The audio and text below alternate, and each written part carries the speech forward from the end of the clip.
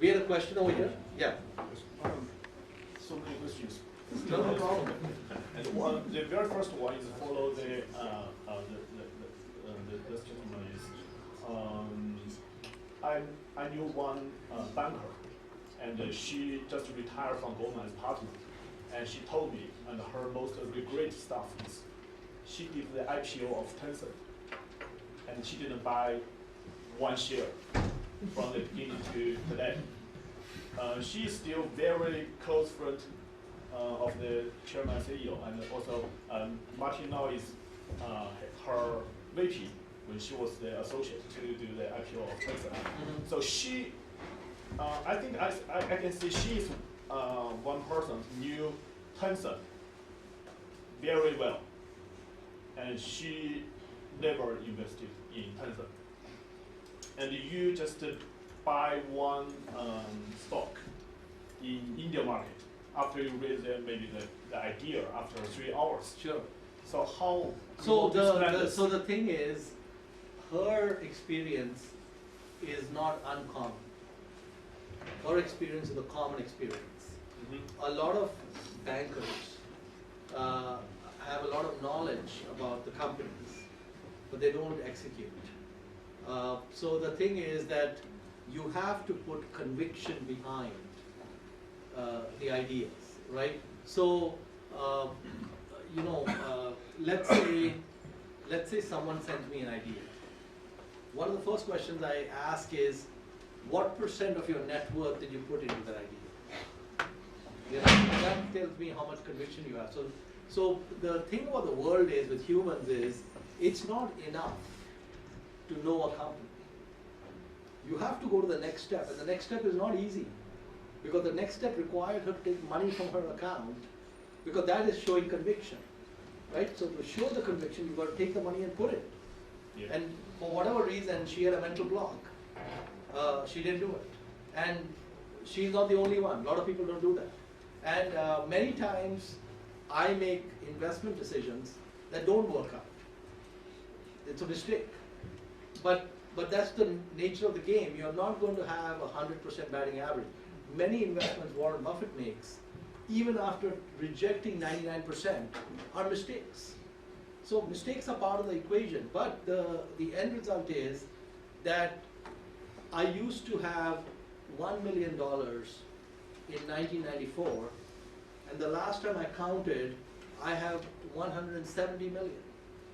Well done. Okay?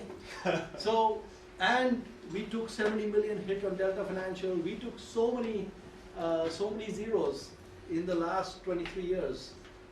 Still, it's 170x from what I started. And I didn't know much. I just read a book, and I figured out compounding. That's it. So I think the thing is so let me give you another example. Mao Tai, please have a seat. Mao Tai. My learned friend Guy Spear, Oxford University, Harvard Business School, okay, very smart. I called Guy. I said, Guy, there's this company. I think I died and went to heaven. This company is so amazing, right? I'm bouncing up and down explaining Mao Tai to him, okay? And he's not very excited. Oh, some Chinese company. How do you know the accounting? How do you know this? And I'm saying, no, listen to me about this, okay? So finally, I was able to convince him. And how much did you buy, Guy? About $300,000. Okay, and at that time, what is the size of your fund? At the time, it was about 160 million. Okay, so he has 160 million under management. If he bought 1.1%, it'd be 1.6 million. He didn't buy 1%.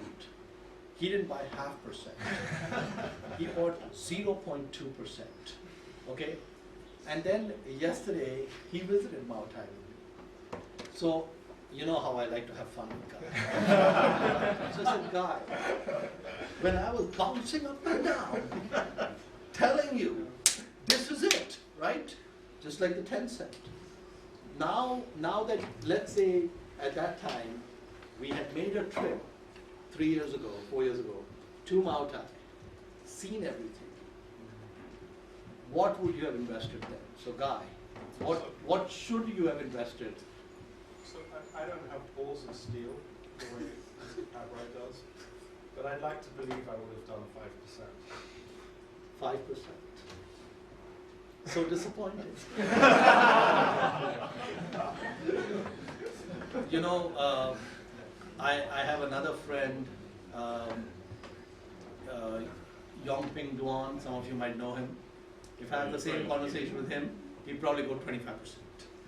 You know, just different way of thinking about it. And even I had concerns. So to give Guy benefit of doubt, I had never invested in China before. I really liked the company. So one of the things is that liquor companies, you can be an idiot whose father or grandfather formed a liquor company. You will not be able to destroy it. Okay? Even if you're an idiot, even if you try to destroy it, you're not going to be able to destroy it. One of the surest way to make money is owning a liquor company across the world. Okay? One of the lowest rates of business failures of different classes of businesses is liquor companies, especially liquor companies with a brand.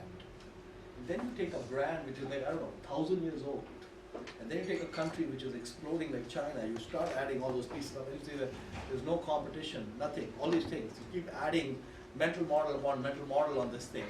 So when I was thinking about it, I said, okay, it's a liquor company, check. Okay, who does this compete with? No one, no competition, no second person.